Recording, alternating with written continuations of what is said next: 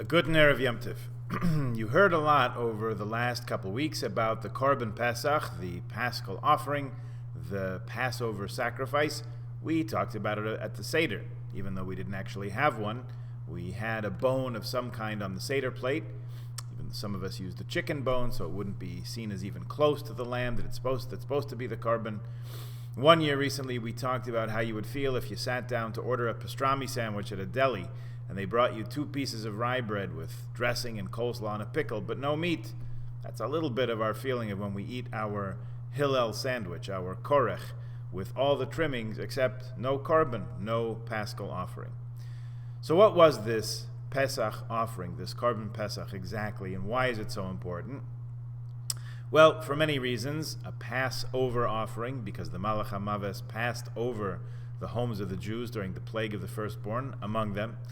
Rabbi Yonasan Ebershutz, famous rabbi of the 3 communities of Altona, Hamburg, and Wandsbek in Germany in the 1700s, writes that the Korban Pesach, together with the matzah, as it must be eaten, actually has a tremendous force to rectify and even redeem the past. Think back to the earliest conflict that you know of, a conflict that resulted in the first murder or even the first genocide because it claimed the life of 25% of the world's population at the time. Cain and Abel, Cain and Hevel, right? Remember that Hevel brought an offering from his flocks and Cain brought an offering from his grain. Cain became jealous of his brother's korban, his offering, and wound up causing his death. Darash Yehonasan, Rabbi Ebershutz, writes that the Korban Pesach is able to atone for and rectify and correct this terrible sin, because here we have both the animal and the grain offering brought together and eaten together, right? The Korban Pesach, the animal offering, and the matzah are eaten together, showing that it really isn't a choice between one or the other. In the great spirit of compromise, it can be, and even here, it must be, both together. Another aspect of that offering that Rabbi Ebershutz describes is that it had to be brought bein ha'arbayim, between the evenings, to translate literally, meaning at twilight. He writes that this is an element of negating the Egyptians' pagan beliefs.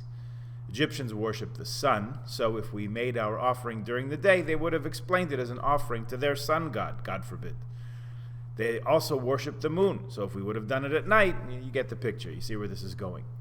Bringing the Korban Pesach specifically at twilight when it's neither day nor night was a clear statement negating both those false deities and affirming Bnei Yisrael's belief in the one true God.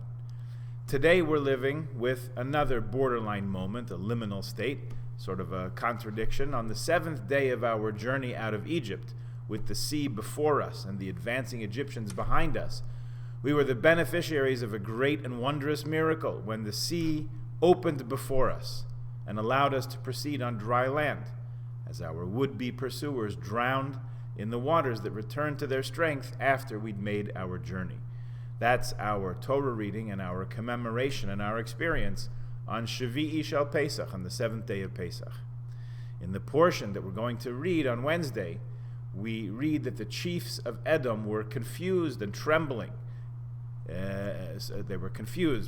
Trembling gripped the powers of Moab, and the inhabitants of Canaan dissolved. Az nivhalu alufe Edom, the verse says. Ele Moav yochzemu ra'ad, namoigu kol yoshvei Canaan.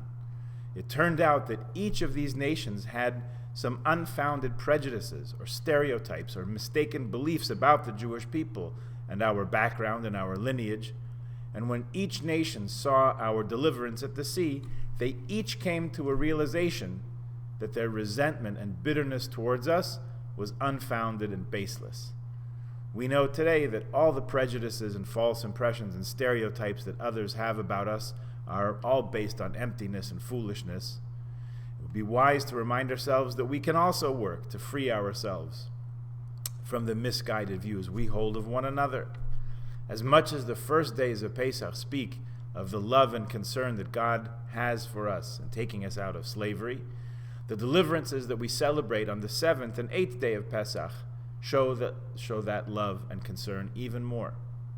What could be a more fitting appreciation of that divine love and concern than paying it forward, as they say, using all our strength and resources to show love and concern for one another, Jews we know and Jews we haven't even met yet.